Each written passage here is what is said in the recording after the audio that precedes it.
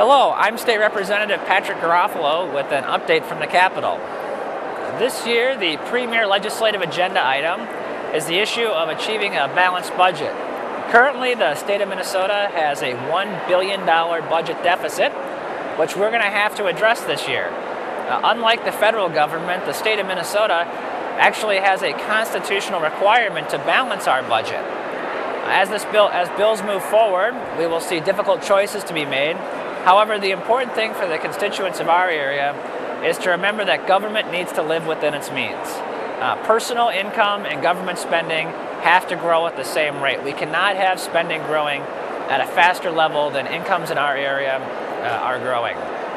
So far in the process, we've seen a couple of different proposals come forward. One is to use federal dollars to provide a short-term fix to these issues, but also a bill came forward last week to reduce the deficit by over $300 million through a mix of spending cuts and transfers of funds that are sitting unused in other accounts. I voted for this bill, and I look forward to seeing its passage as we move through the legislative session to again balance that budget.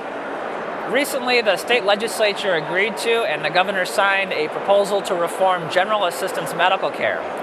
This is a health care program that is used to fund programs for the poorest of the poor and the sickest of the sick. Unfortunately, this program has been growing at a rate of over 25 to 30% each year. This system is unsustainable and cannot be continued to be funded. I was happy to be part of a bipartisan group of lawmakers who forced change so that now we'll be able to reduce our spending on this program by over 60% in the next biennium, saving taxpayers hundreds of millions of dollars.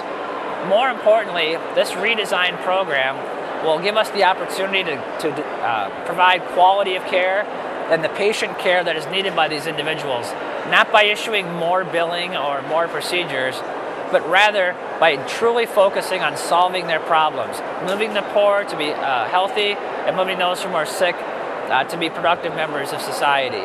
And this was a difficult process, but I'm proud to be one of the members who worked in a bipartisan way to get the job done and redesign this program. The last issue I'd like to discuss is the recently passed federal health care legislation. Like many federal health programs, this is a program where Minnesotans will pay more in taxes to be sent to Washington, D.C., and we will receive few benefits in return. While I do support the policies of a ban on pre-existing conditions and expanding eligibility for those in college to be under their parents' health care program, the reality is this creates yet another unsustainable, bankrupt entitlement program. At a time when the federal government is hundreds of billions of dollars in debt and facing a national overall debt of trillions of dollars, now is not the time to be adding an additional entitlement program. I'm very concerned about this program and more importantly, its effect on the quality of care that we receive in Minnesota. I am hopeful that this Congress or future Congresses will take a look at this program and look to reduce the taxes on savings and investment that have passed and instead focus on quality of care with a more Minnesota-based solution as opposed with more show and tell from Washington, D.C. As always, it's an honor to serve you at the Capitol. Please feel free to contact me at the number you see on the bottom of the screen. It's an honor to be your state representative. Thanks for watching and have a great day.